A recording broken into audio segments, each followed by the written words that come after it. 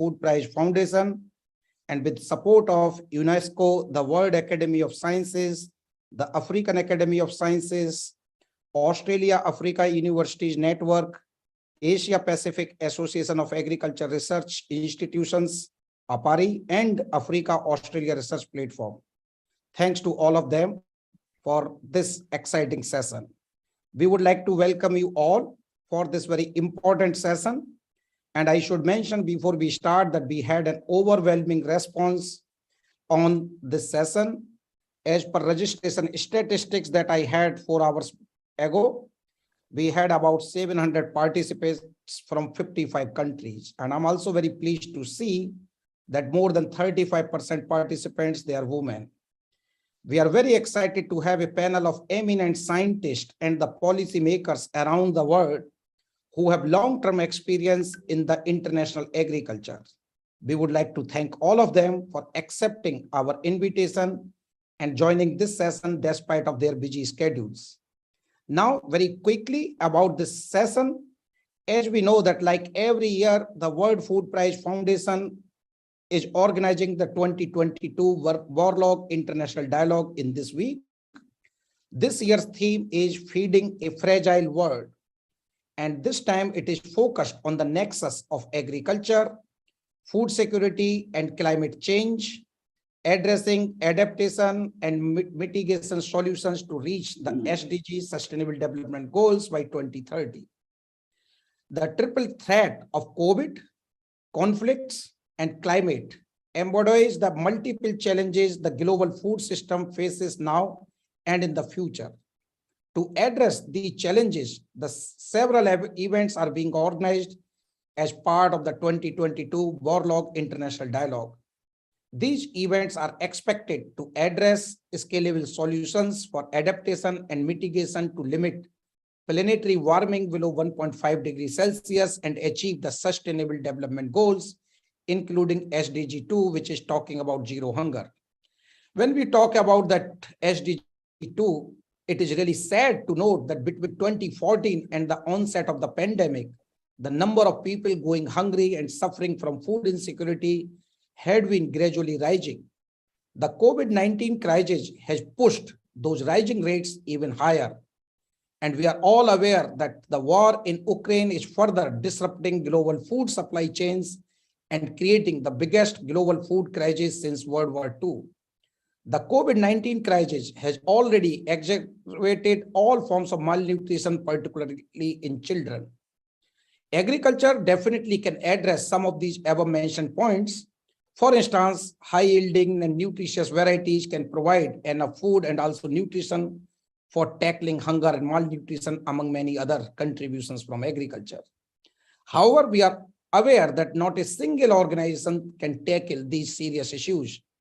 For this purpose, global partnership is very much required. And because of this reason, the focus of our session is to discuss the role and importance and contribution of international partnership to contribute to food and nutrition security in developing countries.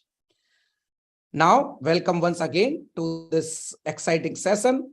And we already have several hundred people now here, and also many of them, they are watching YouTube and also that platform from the World Food Prize Foundation. So without taking any further time, I would like to invite our first speaker, the inaugural speaker, Dr. Harold Roy Macaulay, and he is a well-known name in international agriculture. He is the Managing Director for Partnership and Regions of one CGIAR. That's the world's largest public R&D organization in agriculture. He is also the Director General for Africa Rice, one of those CGIAR Research Institute. He has long-term experience in international agriculture coming from the different organizations. Now we would like to invite him to share his views on partnership, especially from the perspective of the CGIAR, ARIs, and national programs for research and development in developing countries. I would like to request Harold for highlighting some examples from one CGIAR or Africa Rice on international partnership. So floor is yours, Harold. And please join me in welcoming Harold. Thank you very much, Rajiv. It's a pleasure being here. I'm talking to many people who are interested in food security, obviously, and food and nutritional security, and more importantly, partnerships. I'll try to share my screen because I have, yeah, let me see. Yeah, what did we do?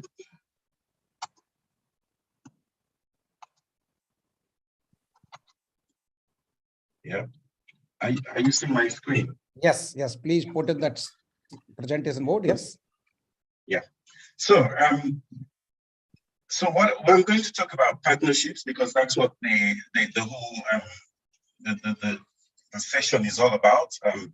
Even though we're supposed to focus on food and nutrition security, and I'll focus my talk on what one CGIAR is doing and its partnership with other institutions, including the advanced research institutions and the national agricultural research institutions in various countries.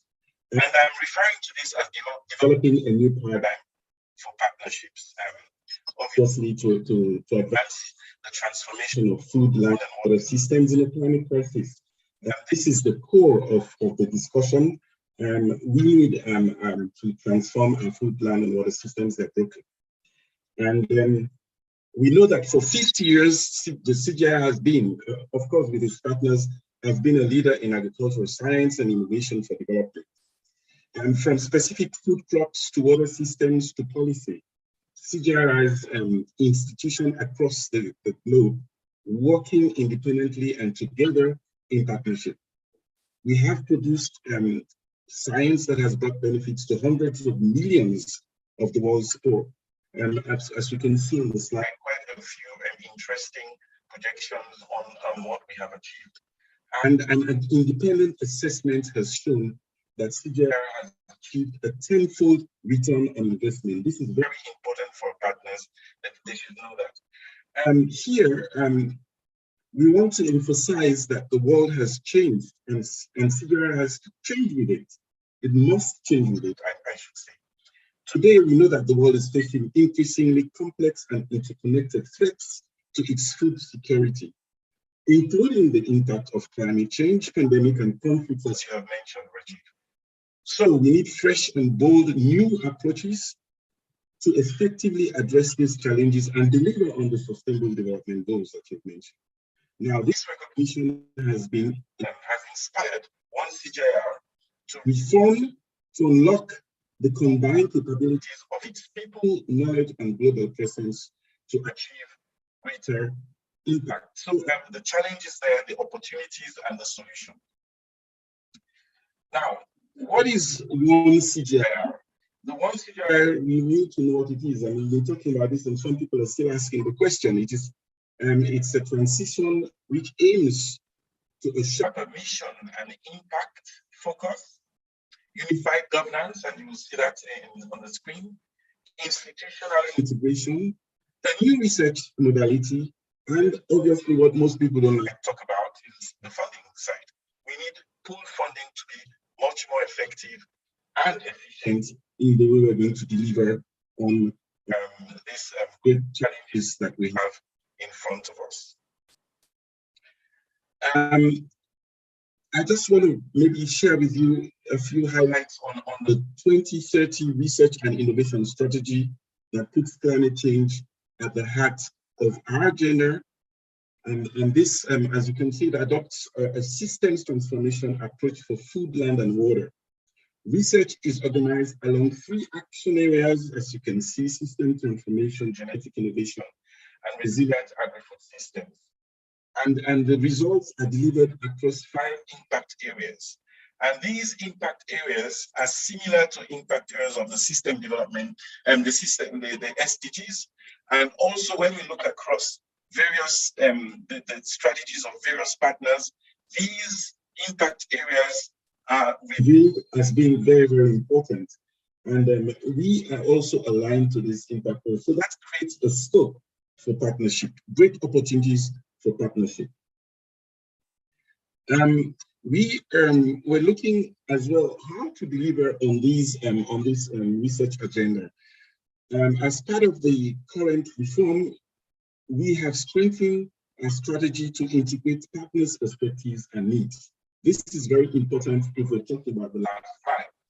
terms of partnerships, regions and countries are positioned as central dimensions of CGIAR's partnership and impact. Regional directors have been appointed to lead the engagement process with partners in 6 major regions. Harold, can I disturb you for a minute? Because it seems your sound is not very clear. In the case, if you have opened this same thing on your laptop or in your other phone, maybe because of this disturbance, or I'm not sure whether you can do something so that your sound is stable. No, I'm just, I haven't opened anything else. It's just that I'll try to maybe shout a bit. Maybe close, a little bit close to the screen. Sorry about that. Yeah, please continue. Yeah.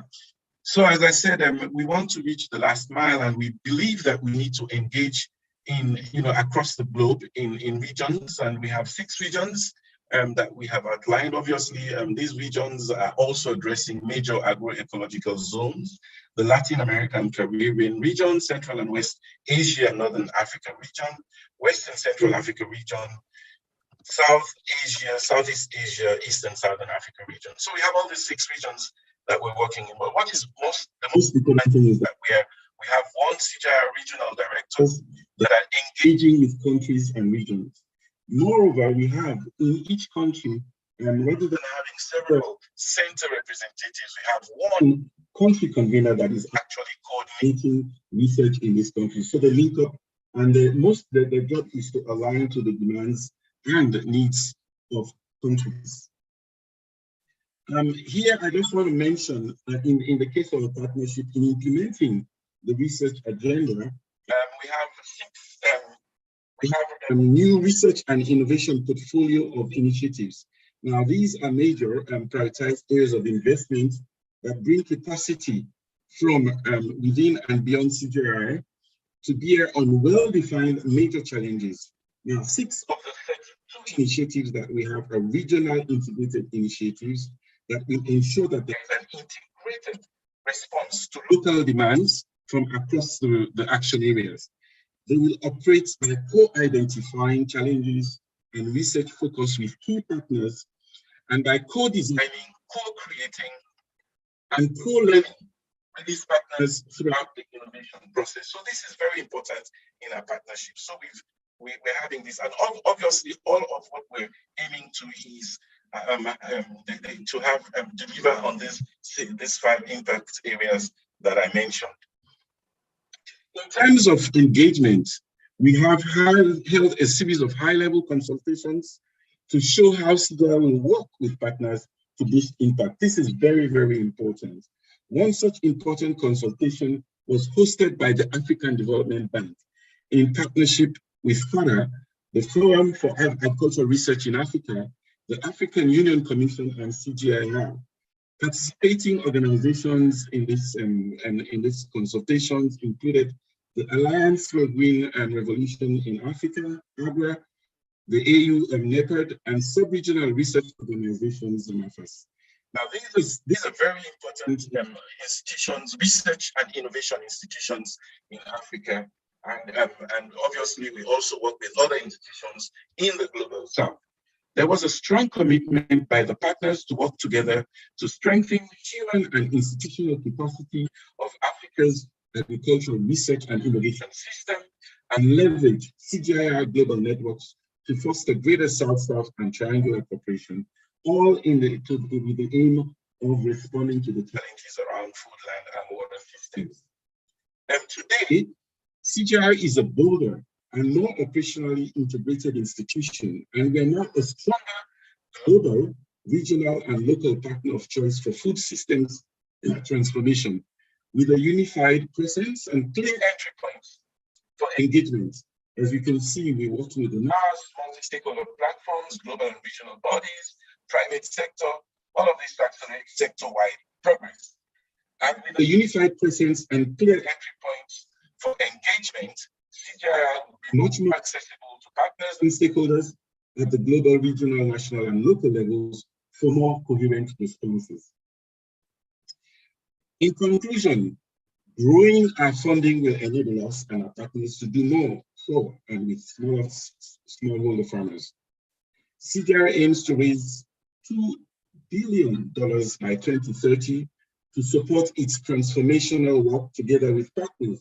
Funding, of course, is a crucial piece of the puzzle, as agricultural research is chronically underfunded. A doubling of investment in research and innovation is required to end hunger, eradicate poverty, and fight climate change by 2030.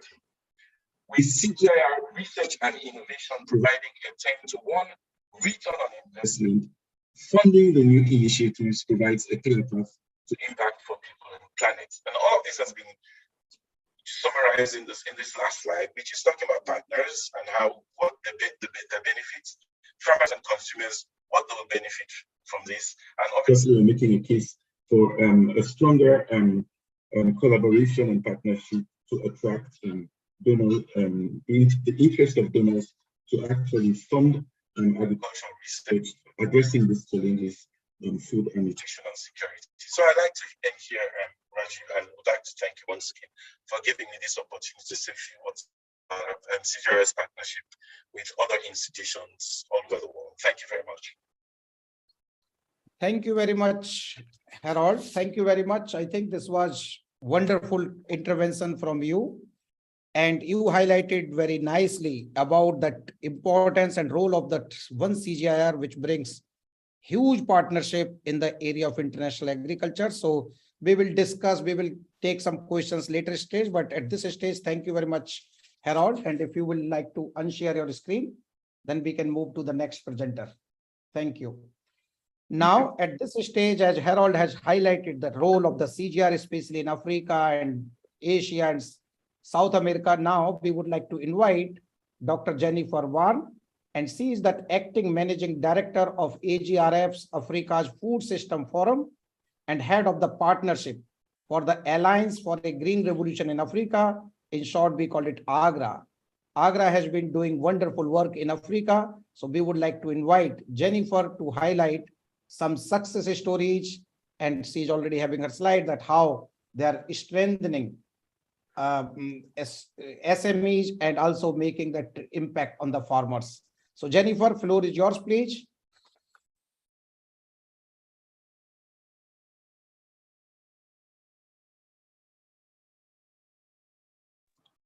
Good afternoon. This is Jennifer Barron. Can you hear me? So sorry, I was not, I was speaking, was not audible earlier. Yes, Rajiv, I heard your introduction. I'm just checking whether you can hear me and whether my slides are visible. Okay, no, but I was asking whether I gave your introduction or not, because I was speaking, I'm not sure I was audible. Oh, apologies, please continue. Okay, I think sorry. I'm just hearing you with a delay. So my apologies, please continue. No problem. Anyway, so I just wanted to thank Harold and that for giving very nice introduction of the CGIAR. CGIAR brings huge partnership to the international agriculture.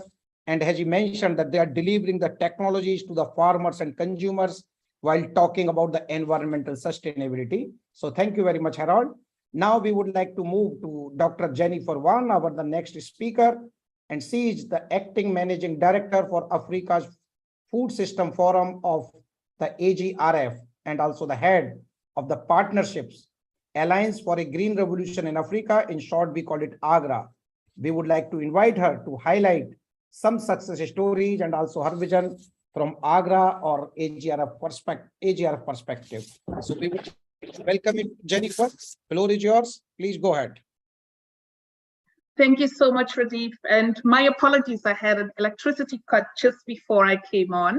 So my connection is a bit shaky, but it's really an honor to be here and to share the stage with so many different actors. I would really like to share with you very briefly some of the interesting engagements and partnerships that we have done at AGRA. So maybe first and foremost, why do we think it's so critical? And some of these slides are busy, but I'll just take the gist out of it.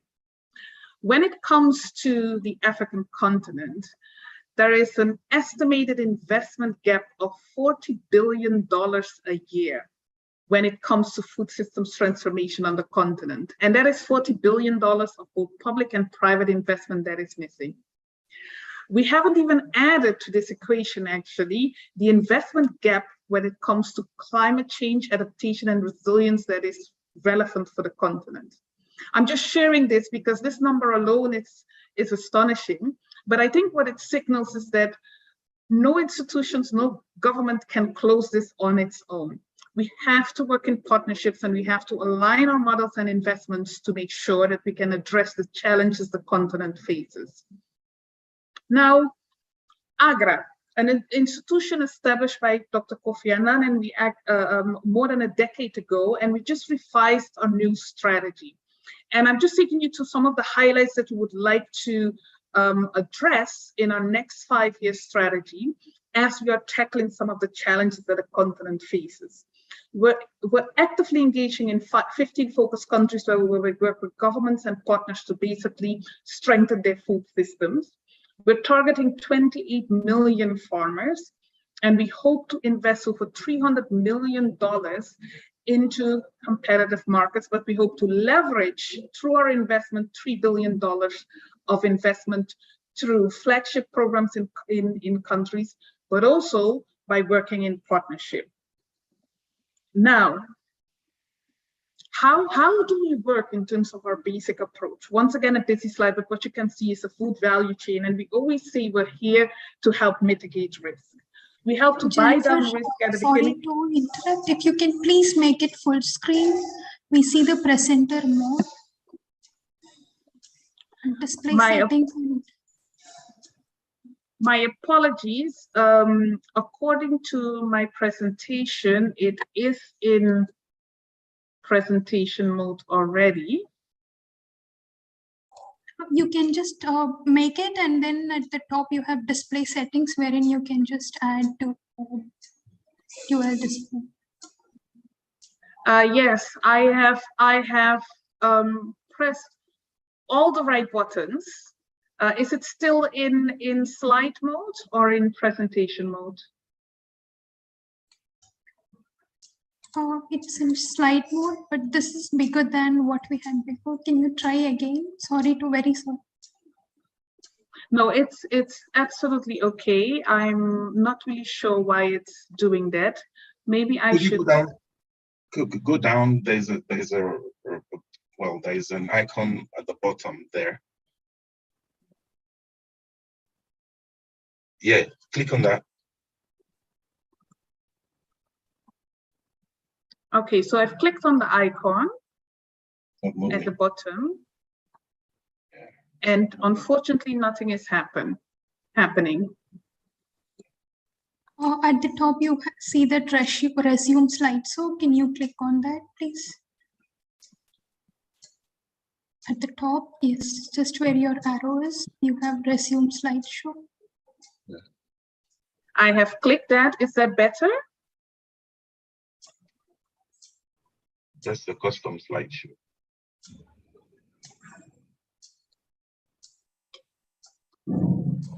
Right. Try that one again. So I have clicked a couple of times, but I'm not sure that it's happening. No, it's not.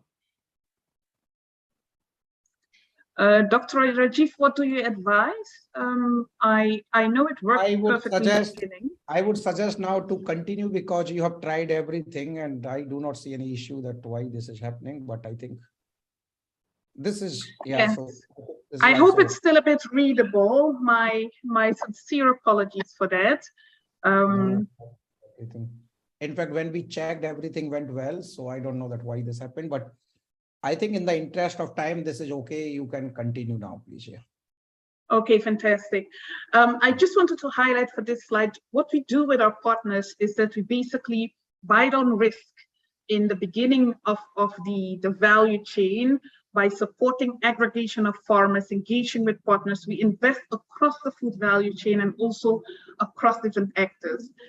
As AGRA, we are very committed to a food systems approach, meaning that we understand the complexities of food value chains, and we have a variety of programs to which we engage with our partners to actually make value chains work at the beginning in terms of risk mitigation and ensuring and facilitating aggregation and also value chain connectivity, but also further down the value chain. That's also one of the key aspects of how we're moving forward with our new strategy. I'm just sharing this because our delivery model, as you hopefully can see here, how do we deliver? Through partnerships. As I mentioned before, no single actor, also AGRA cannot do it alone. So we work with private sector partners, research institutions, CGIAR, and Syngenta. Some of our partners are here on the call as well. Going back to the next, just quickly highlighting, what are we looking for when we're looking for partnerships? Scale.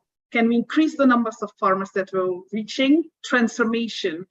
What is the impact on farmers' income and on food security? Can we accelerate delivery by creating synergies? We are exactly and deliberately looking for leverage. We want to increase the amount of funding that goes into food value chains, and we believe in a food systems approach. Is it sustainable, not only from an environmental perspective, but also when we withdraw with our public funding, are there business models, either public-private, that can actually take over some of these activities?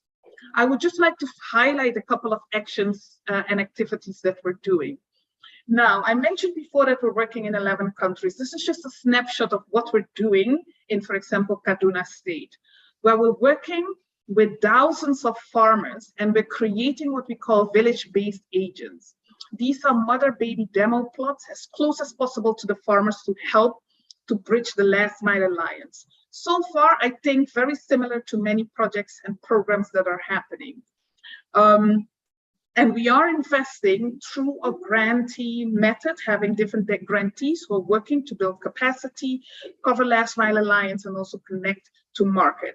What makes it interesting is that by creating what we call these consortia, by creating actually aggregated and coordinated service delivery to farmers, we can actually partner with other actors who can help to strengthen these last mile delivery models. And they can do it in different ways by independently helping to extend these demonstration models, by co-investing with us, or by providing input and training. And I would like to explain how we've basically managed to build with some of our private sector partners models. This is just a quick snapshot of what we've been doing in terms of equipment finance, using matching grants to prove business cases, working with the consortia of farmers that we're working with, and building complete supply chain models around that. I have here a snapshot of where we've actually built a service model with Tata International and John Deere, a mechanization model around 100 SMEs that are now technical service providers to many of the farmers that we work with. And we have many more with Hello Tractor, with other actors as well. We've also been able to leverage these consortia that we have to introduce other type of innovations. So this is the digital innovations that we have brought to different other regions from Kenya, Tanzania, Ghana. Remember, we work across 11 countries, so we can bring to our partners also a certain level of scalability of some of these models, and of course, all of the lessons that we're learning through that. Fast forward to different type of partnerships that we're building around blended finance facilities. I've said it before, we need more than $40 billion of investments, and we have been working with some of our partners to create funds and facilities to accelerate inclusive finance in agriculture. I'm just highlighting two. One is the ABC Fund, which is an investment fund, an agribusiness capital fund that we established together with IFAD. It's $50 million of blended fund towards agribusinesses and agri-oriented financial intermediaries. And as an AGRA, what we like our funding to do is to be catalytic in terms of the design of the fund, the setup, but we also support actually building a pipeline of SMEs that we work with and where we strengthen their supply chains to basically work with a fund. Gearshal is yet another approach. It's a guarantee facility that we've built in Ghana with the Africa Development Bank to also strengthen the access to finance for quite a number of SMEs. I know that my time is limited, so I could talk about quite a number of other activities that we're doing, but I would like to highlight the AGRA because I'm also an acting manager director for that. The AGRA is Africa's Food Systems Summit, our largest convening in Africa on food systems transformation. And we recently convened here in Kigali under the leadership of President Kagame with close to 3,000 people on the ground and over 2,000 people online. Why is it so critical? AGRA is the whole secretariat of the AGRA, which in itself is a partnership of 26 institutions from the AFDB to countries like companies like OCP, the government of Rwanda, to really help to strengthen the advocacy, the setting of the agenda, and the catalyzing of action around food systems. We played a critical role in the UN Food Systems Summit in 2021 to facilitate the African voice into the UN food system, support countries in crafting pathways, and this year, we came back with the countries that are pioneering, Ghana, Malawi, and Rwanda, to share basically their flagship priorities to help mobilize investments into their food system strategies. It's only a fraction of what we're doing at the AGRA. We have an agribusiness deal group, we convene around the research agenda, but I think it's critical because in addition to the implementation of activities on the ground, it is so critical that we also ensure that we build partnerships around creating a credible voice for the African continent, not just regionally, but also globally in terms of what the priorities are around food systems transformation. I would like to leave it at that. Once again, my apologies for the technology failure. Happy to share my presentation with all of you. Thank you. Thank you very much, Jennifer, for very nice presentation and highlighting the role and activities of AGRF and AGRA, and so in the different areas. So not only from the technology perspective, partnership, finances, SME, I think these are all play very, very important role. So congratulations to you and the leadership team of AGRA and AGRF. Thank you very much, Jennifer. Now we would like to move ahead, and at this stage, I would like to invite Dr. Chikelu Emba, who is the team leader for plant genetic resources and the seeds of Food and Agricultural Organization, and also very old friend of mine. And as we know, the FAO is that leading organization in the world that takes care of food and agriculture. And we are very much pleased to have you, Chike, with us. We would like to invite you now to share your views on partnership, maybe in your area, for the better utilization of plant genetic resources or biotechnology, because you have been working in this space for many, many years, that how we can develop the better seeds for the developing countries. Chike, floor is yours, please. And welcome. Thank you very much, Rajiv, for this kind and generous introduction. Good day, everyone. I bring you all warm greetings from the leadership of the Food and Agriculture Organization of the United Nations, FAO, in the hopes that this roundtable will yield insights that contribute to this our task of the quest to abolish hunger, malnutrition, and poverty. On a personal note, I am thankful to you, Rajiv, and to Mildred University for the opportunity to contribute to this discourse. At FAO, this is a very busy week with the ongoing World Food Forum and the concurrent FAO Science and Innovation Forum. But like this roundtable, the overarching aim is to generate and validate evidence that enable us to be that generation which finally ends hunger wherever it occurs and abolishes malnutrition in all its forms.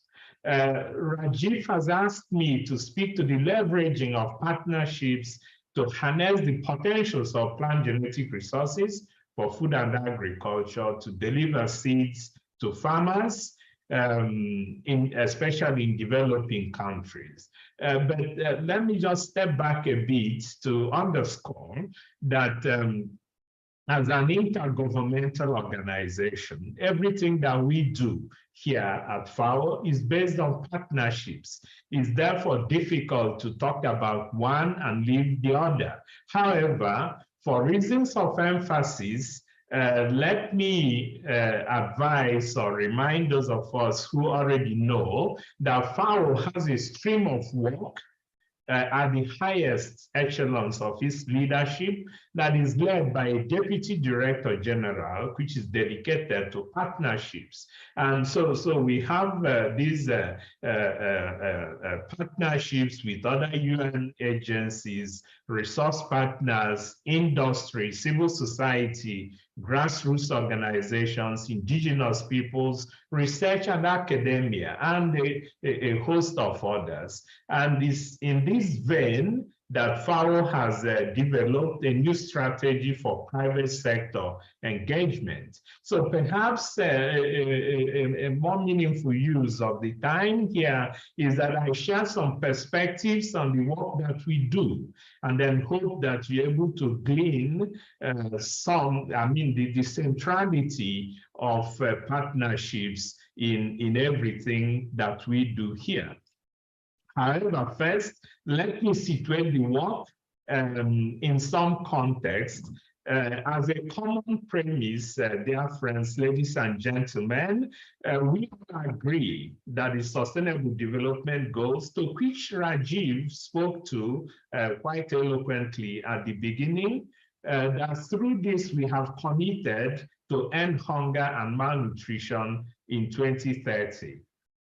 In practical terms, what this means is that we have roughly 7 harvests to this day of reckoning. And but in spite of this closeness, last year, nearly 1 out of every 3 persons in the world, or 2.37 billion people, did not have access to adequate food. In fact, food insecurity and malnutrition have been worsening steadily since 2014. And Rajiv has already enumerated the drivers as being climate change, the COVID-19 crisis, the problem in Ukraine. But I would also add, since quite some reference has been made to Africa, especially sub-Saharan Africa, that we have probably one of the worst droughts that over the last few years happening in the Horn of Africa. So all these then, engender some level of pessimism. However, we at FAO, we believe that the world can provide enough food for everyone to eat.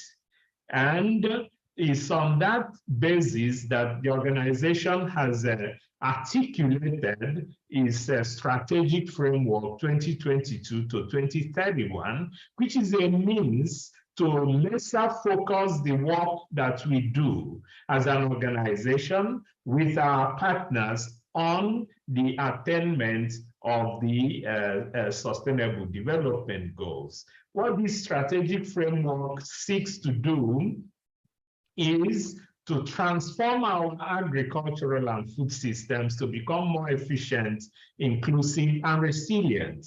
And it has these interconnected aspirational 4 betters: better production, better nutrition, better environment, and a better life, leaving no one behind.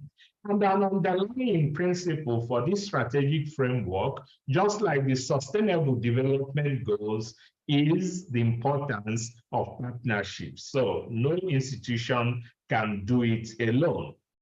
But in the interest of time, let me pivot to the imperative of harnessing plant genetic resources for food and agriculture, with the ultimate aim of getting quality seeds and planting materials to the farmers who need them.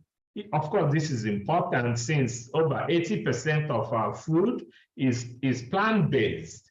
So, and we also know that just cultivating improved crop varieties can lead to yield increases of 50 to 90%. Just as a standalone, this is not to negate the complementarity of the good agronomic practices and, of course, the management of biotic stresses. Yet, in many food insecure countries, this doesn't happen.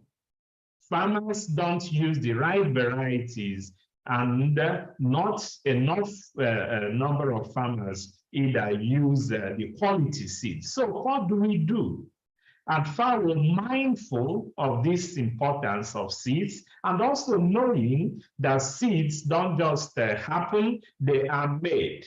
Our support to countries in association with, in collaboration with our development partners, implemented through 3 main modules: the safeguarding of the plant genetic resources for food and agriculture, breeding a diverse suite of progressively superior crop varieties, and then finally enhancing farmers' access to these varieties, to these seeds. Our work is implemented again through 2 main ways. There is the normative aspect of our work, whereby we convene countries to agree on norms and policies. Our team hosts the Intergovernmental Technical Working Group on Plant Genetic Resources for Food and Agriculture, or FAO's Commission on Genetic Resources for Food and Agriculture. Perhaps a number of us know about this because you may be contributing to one flagship product that we are working on, which is the 3rd report on the state of the world's plant genetic resources for food and agriculture.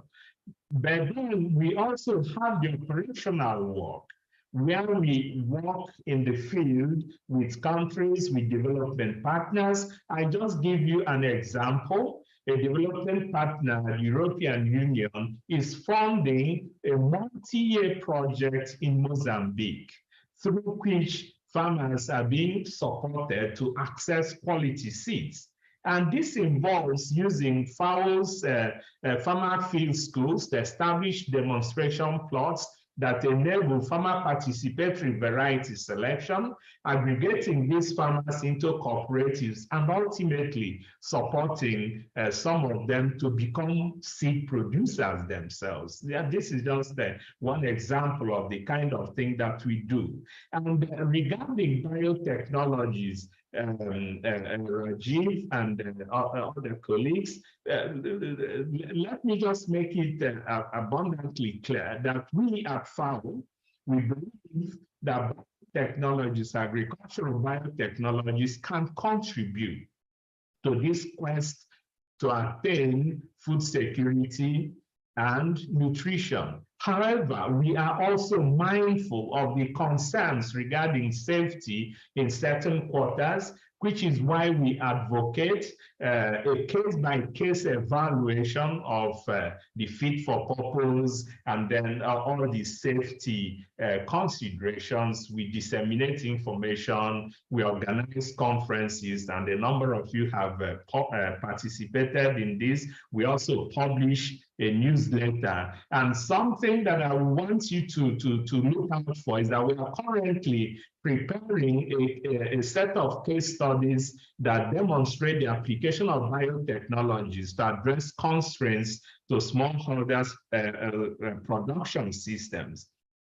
And Rajiv, dear friends and colleagues, in closing, let me call on governments and development partners to join in the efforts to strengthen institutional and human capacities, especially in developing countries, so that every farmer can have access to quality seeds and planting materials of the crop varieties most suited to the production systems and/or end user preferences. And I thank you very much. Over.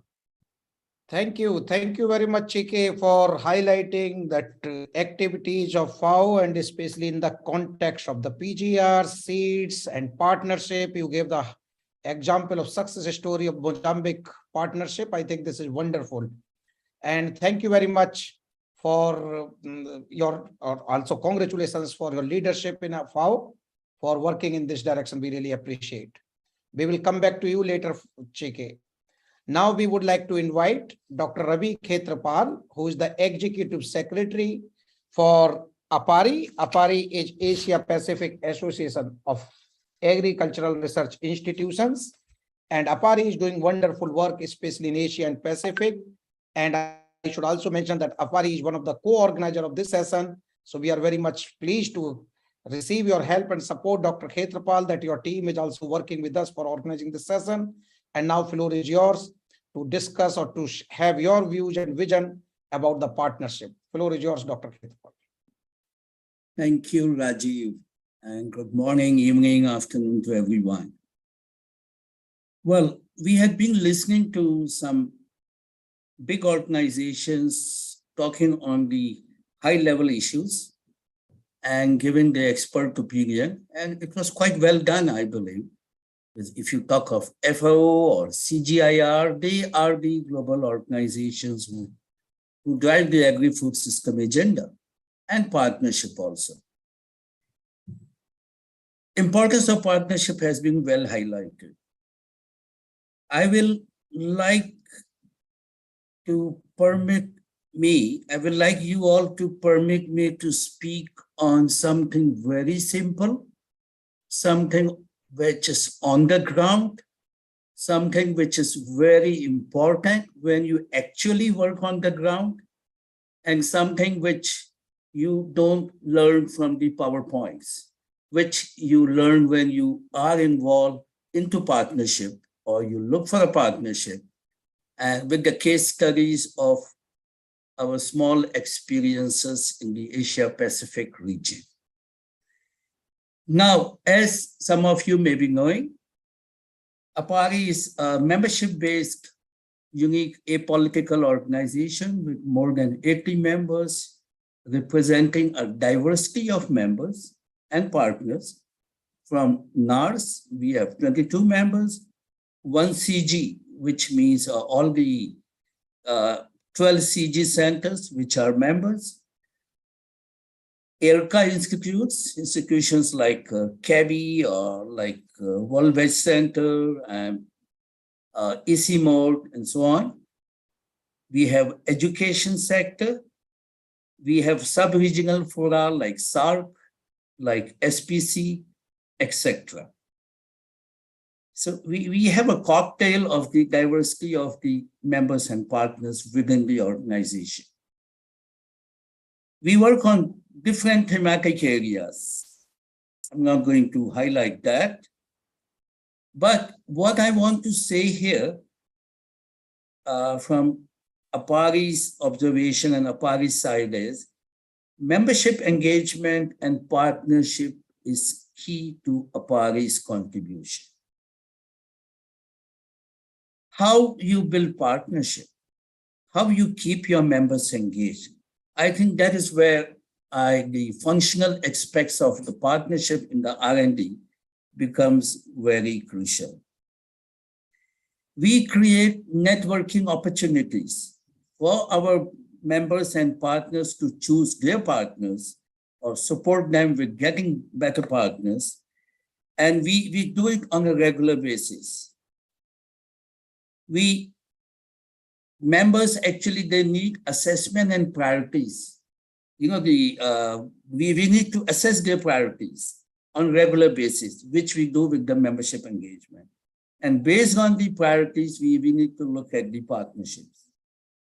We scope for projects apart from our regular activities at global level, and project partners from members and even non-members are identified. And project partners, you know, are the key to success of the project. But the key point is how to select a partner. Honestly, we can give big presentations, but many times you have no choice. You have no choice. You have to work with the partner. You have to work with the partner. It is from a least developed country. It has a lot of issues. You have to work with them because we are supposed to work for them. And above all, in few cases, we can be selective. This will depend on what kind of a partner we talk about. Now, if you look at the nature of partnership, what we have observed, you confront many scenarios.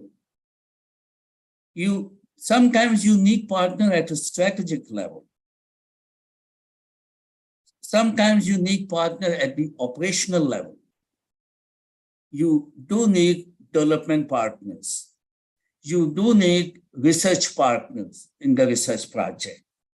And over and above, most important, you need funding partners. So partnership is not as simple as we look at. Partnership has to be very focused, it's very clear, and we move on with the case scenarios which are before us. The key point here is expectations cannot be same from each of the partner, and how you select your partner, there is no documented literature on it, no norms how to deal with your partners. And end of the day, when you work for science and development and research and innovation, what we come to the conclusion, just like we deal with our people, our relatives in our social life, our friends, this human factor becomes very crucial in choosing a partner and in sustaining a partner forward. These are some ground realities which I thought I must share. Now, as I've been asked to speak more on the partnership of the R&D institutions in the region, I may give some examples here, again, based on what is the experience of APAARI. What we have seen is the best form of moving ahead in any program, activity, or project is a triangular partnership model.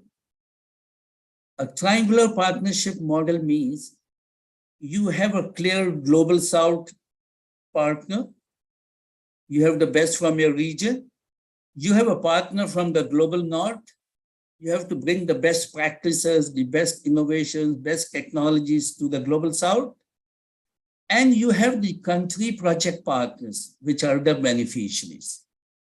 So you really need to make it sure that you have everyone in that basket to make the story complete and to be effective on the ground.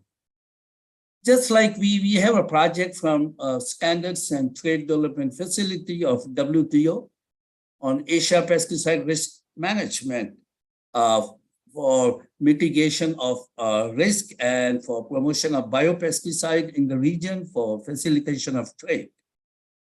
Now, choosing the partners here has been many times in an association, you just ask for expression of interest. Who want to be the beneficiary partner? Some come forward. Then you have to make sure that you choose the right one who fit into that scope of the project. So we work with the 9 countries from South Asia and Southeast Asia, but we got the technical experts from USA and we got the technical experts from Asia. So we try to ensure that we have this triangular model where we have everything to move the project forward. We get the best of expertise from Asia, from beyond Asia, from the globe, and we help in implementing the projects in an autopilot mode, but partnership principles then need to be adhered to.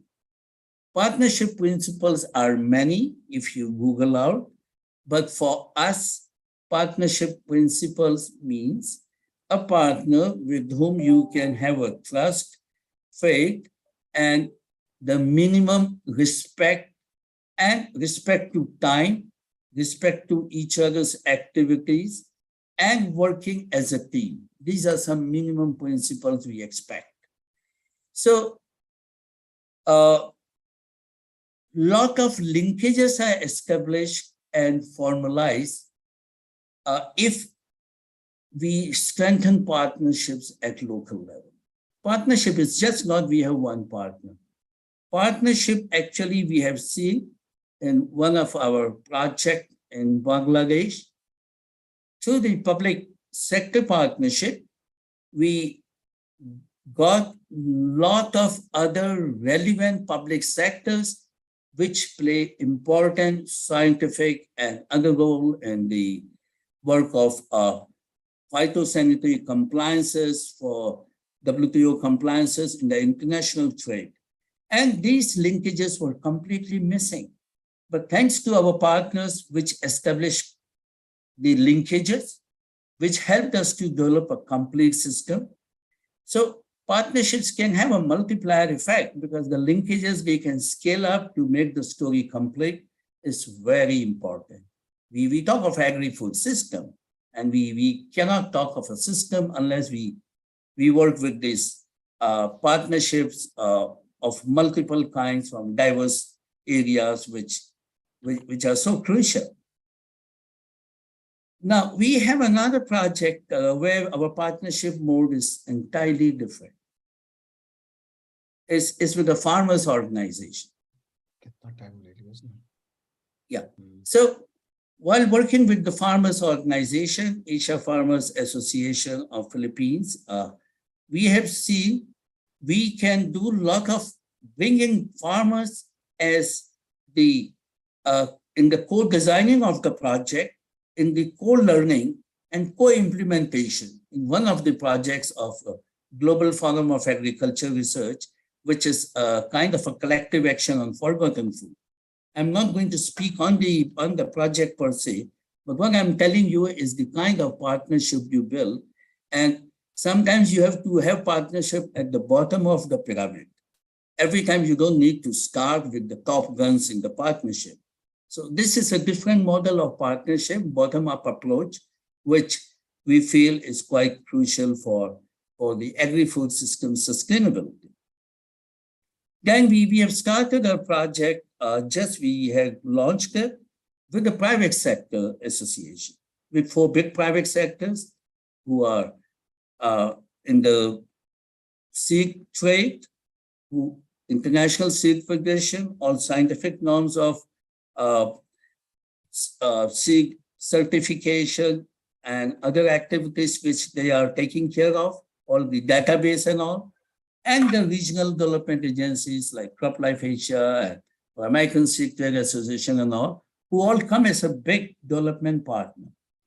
So sometimes you need this only private sector partner where you really want to increase the supply chain, where you really want to make sure that you are there, APAARI is there, we can bring that public sector linkages.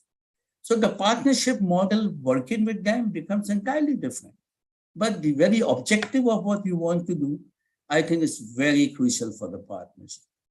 In some of the projects, you need to partner mainly with the policymakers, with the regulators. Like we have partnered with Australia, Japan, Korea, 3 countries in a big way, because we are developing a policy positioning document, a research document on genome editing, which, as you all know, is very crucial. At the same time, we took partners from developing countries and the least developed countries to ensure that we have a clear policy positioning paper brought out so that we see genome editing norms quite accepted by the government across the Asia and Pacific region, and which gets a kind of a clear policy acceptance. So the nature of partnership is very crucial. So whom you have to partner when you do for the policy thing.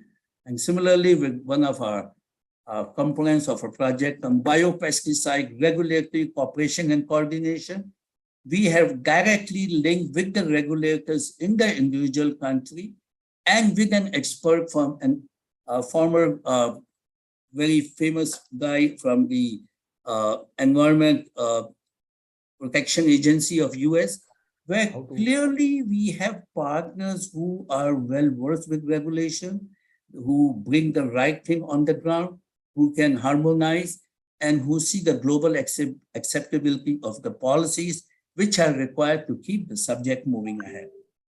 Then, of course, we have partnership with international organizations on certain projects like with CGIAR and all on the agri-food system. But I may not like to say much on a couple of projects we are doing. I would like to conclude here by giving a few key messages. Number one, a partnership has a purpose well-defined, and we all know it has a very well-defined purpose. Secondly, all partners will not be equally efficient, and we need to accept and move ahead. We just don't need to be disappointed when we work on the ground.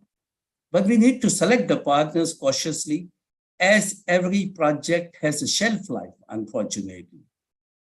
And very important point I may like to say here, partners for achieving outputs and partners for achieving outcomes are often not the same. Yes, sir. For those meant for achieving the outcomes, I think we just need to ensure that there is an ownership. You leave an ownership behind apart from the research output with the partner. So they're entirely different and they both are very important to really scale up your innovations to impact. And partnership with public sectors should be, I'm finishing, Rajiv. Okay, very good. Yeah. Thank you so much. Last point I would say, in the agri-food system transformation, this whole thing is basically based on partnership. We talk about multi-stakeholder platform with multiple partners, a bit of innovative approach to make things viable is so important. If you have a good experience of dealing with multiple partners, you will end up in all your work by scaling up partnerships, which is crucial, and scaling up communication of your activities that happen by itself when you scale up the partnership. I stop here. Thank you, Rajiv. Very good. Thank you very much. Thank you very much for highlighting that rules, also the guidelines of the partnership, and then what kind of partners we need. I think you covered everything in this area and also highlighted several success stories, examples of partnership from APAARI. So we really appreciate. Thank you very much, Dr. Ravi Khetrapal. Now we would like to move to the next speaker, and this is the time now for me to invite Dr. Viv Anthony. She is a senior scientific advisor with the Syngenta Foundation for Sustainable Agriculture. She brings lots of expertise from the different areas and also from the private sector. Prior to this role, she used to be head of the crop enhancement research at Geneca, also global head of the crop protection, product development and regulatory affairs for seeds and biotechnology at Syngenta. And many of already aware about her. Really, she had a lot of patents to her name or so when she used to work on that fungicide invention. So we are very excited to have you, Viv, here. And we would like to invite you to share your vision. And I know you're talking nowadays a lot about the demand-led breeding, and you are championing this thing in Africa. So we look forward to hear your views, Viv. So please join me in welcoming Viv, and floor is yours. So I'm waving. Thank you so much, Prof. Varshney and the organizers for inviting me to this discussion panel. I'm really delighted to be here this evening. I'm actually calling in from Australia. And I thought I'd start by just saying a few words about the Syngenta Foundation, just very quickly. So we're a not-for-profit Swiss foundation whose vision is a brighter future for smallholder farmers in developing countries. We have a tight geographic focus, that's sub-Saharan Africa and parts of Asia. We always work in partnerships. We try to catalyze innovation and benefits from connecting public and private sector together, bridging the gap between research and the business domains. And in particular, in the area I work in R&D, trying to help to translate research into successful products in seeds, agri-services, access to finance and insurance arenas. So this evening, I'd like to share with you about some of the Foundation's experiences and insights from a particular multilateral partnership called, you've heard it already, Demand-Led Breeding, which is a project in Africa. As time's rather short, I don't have the nerves to rely on technology, particularly from here in Australia. So I'm just going to use a couple of props, and I hope that's okay. But firstly, to create the context for my contribution, we consider plant breeding to create new improved varieties is really one of the vital approaches needed for farmers to adapt and be resilient to climate change.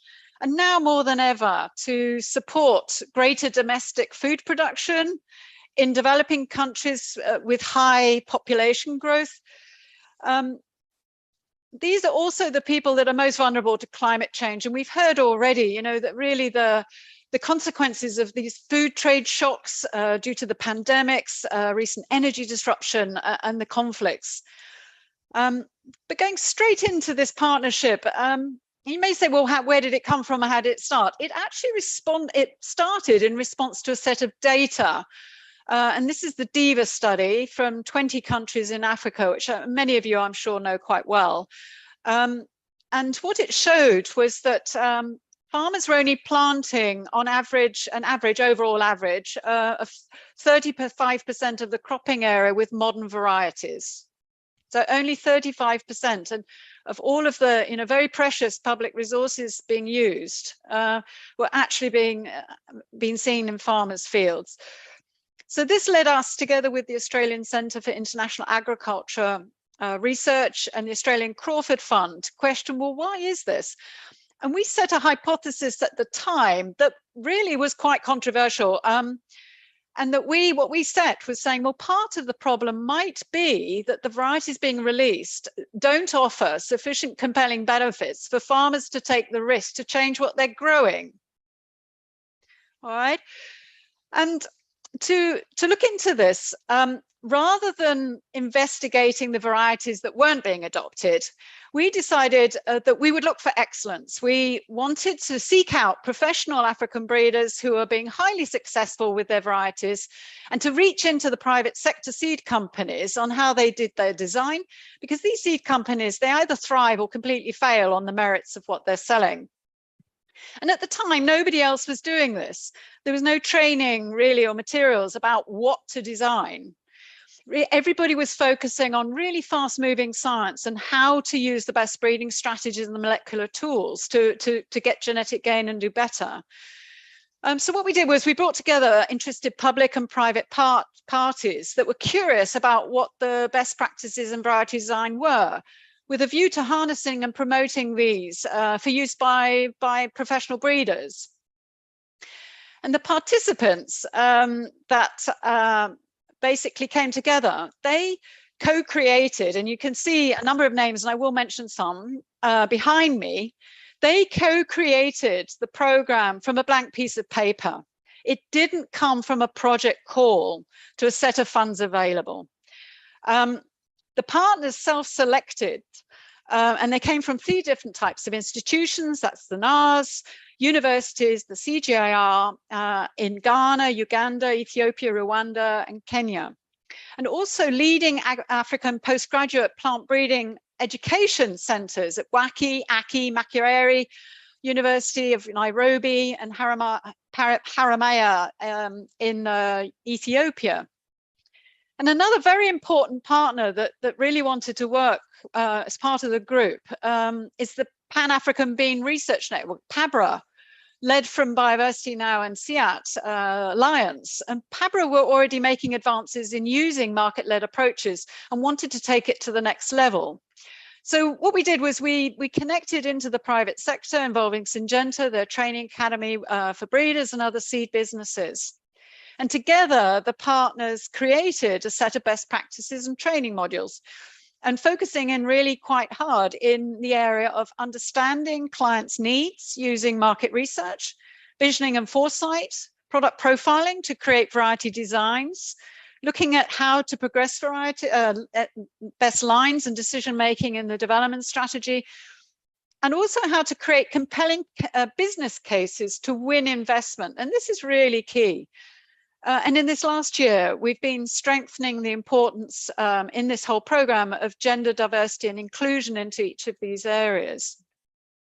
Now, we all know training materials, no matter how innovative or enthusiastic we are for them, by themselves don't create any change. They need to be used, and they need to be championed by practitioners and supported at a policy level by institutional senior management. So the program involved not just training and supporting breeders, but also doing policy work and advocacy work with senior officials and across all these institutions. And a key output has been a textbook, and we didn't imagine we were going to create a textbook when we started this, containing all these best practices for educators and practitioners, called The Business of Plant Breeding, Market-Led Approaches to Plant Variety Design in Africa. And here it is for anyone who would like to have a look. And this was written by all the partners together, each taking a special area that they were particularly interested in. moving on from there, a central part of this this practice is really what's called product profiling, and I'm sure many people are aware of this now, where this brings